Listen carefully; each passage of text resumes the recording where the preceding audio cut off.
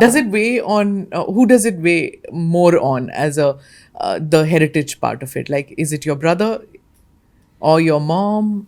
I don't think it weighs on anybody so much. I think I can certainly speak for myself that I enjoyed as a youngster growing up. All young girls enjoy playing princess and dressing up. And I said, I am a princess. Although I was born in 1978 and princely titles were abolished in 1971. So my brother technically was born a prince. I was not, but I still felt like I can still have some claim to royalty. And I was a student of history, so I enjoyed the historical aspect of it. And then seeing it, develop and evolve into modern India. And then what happened with Bhopal and with Patodi, and seeing that evolve. And seeing my father evolve and sort of become Mr. Khan. And our houses become smaller and smaller and smaller. And all of that, just observing all of that. I thought it was interesting. And also then made me feel like, okay, nothing really stays forever. And it's very important. Therefore, what's happened to the Bhopal house? Finally? Gone? No, there's lots of... it's still in court? The palace became the university, and all of Bhopal is, I think there's a lot of court cases and litigation. It's still in court? Yes. Okay. That's where I did the interview. In the palace. So they are. It wouldn't have been the palace grounds. Because the palace became the university. There was a Flagstaff house that we used to live in. Maybe that. Yeah. It was probably that. There were horses in the back and things like that. Yes. That's the one. Yes. Where I did the interview. It's beautiful. My brother actually spent his first 5 years in Bhopal. There were those gorgeous paintings and things on the wall there. Are they beautiful homes? Could you retrieve any of that, or is it? So I think that everything that is in Bhopal is still in Bhopal. Okay. But there was Bhopal growing up. There was Patodi growing up. Okay. There was Delhi, of course. My mother lived in Mumbai. So there were lots of things. And your mother's side, the Tagore connection. What was that? How is she? Tell me again. How is she related? Rabindranath Tagore had, I think, about 14 siblings, and his brother, Gaganendranath Tagore, who was a painter and brought Cubism to India, actually. He was Amma's great-grandfather. Okay. So Rabindranath Tagore would have been her great-granduncle. And he was very close to my grandmother, and both my grandmother and my grandfather, my mother's parents. But my grandmother was very close to him. And they spent time together in Shantiniketan, and we have some photographs of them together. And he wrote 2 poems for her, for Ira, my grandmother. And then signed something, which then my grandfather threw away. And my grandmother was very upset with him for a very long time. Okay. Yeah. Oh my God. Yes. What a thing to do. I know.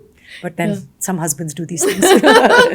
Okay. Do you speak Bengali? No. Are you going to speak to me in Bengali? No. Then I can say yes. Yes.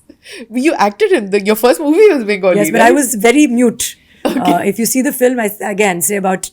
There's one monologue, and then even in the film I did after that with Ritu Panagosh, that was called Antarmahal, and there was Jackie Shroff. He doesn't speak Bengali. He does not speak Bengali. He had a very long mustache, and he held a cat. And whenever he had to speak, I think he just brought the cat up into frame. And then there was someone under the table that would prompt him, and it was lots of fun. And there was Abhishek Bachchan. Yeah, who doesn't speak Bengali? Who also doesn't speak Bengali. But his character is Bengali speaking connection, Hindi. right? Of course. Yeah. Jayadi and of course. Yeah. But he was not required to speak also Bengali. He was speaking Hindi, and he played a potter. And there was my character, Choti Bahu, very demure, very mute, lots of crying, and which I do very well. So that was fine. That was not a problem. Okay. But to answer your question, no, I don't speak Your Bengali. mom speaks Hindi with that Bengali accent. When I was in school, they used to ask me to, speak. So I used to do a Zeenat Aman mimicking. I used to do a Sharmila Tagore mimicking. Oh, can you do one now? No, absolutely not. I can't either.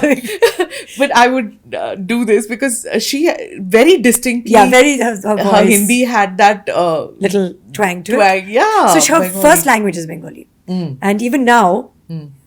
2 things she only does in Bengali, which is Hisab Kitab, like her Ginoing will always be in Bengali, and loses her temper in Bengali, which she doesn't do anymore, and her doctors advised her not to because it's bad for her vocal cords. So she's not raised her voice in a very long time, but way back, probably in the days when, she didn't with you when you stepped on a sari. But she didn't. No, but she used to be a lot more passionate in those days. And that was all in Bangla. So when everyone says Bangla is such a sweet language, we're like, not really. No. No. You just have to watch a football match or go to Yeah, exactly. or go to a rally, cover Yes. a rally, political Yes. rally in Calcutta, and you know how sweet the language is. But of course, the food is amazing. Of course. Namaste, Jai Hind. You're watching ANI podcast with Smita Prakash. अगर हम उसको मस्जिद कहेंगे तो फिर विवाद होगा। The issue is टूटा है क्या भारत? 400 पार का मतलब ये है कि संविधान खतरे में है। क्या हम लोग ये निर्देश देते हैं कि फला को गिरफ्तार करके जेल डाल दें? वही तो कह रहे हैं सब। ये बेबुनियाद निराधार आरोप। सच्चा सुनना चाहो देखो स्मिता प्रकाश ANI, it does not lie।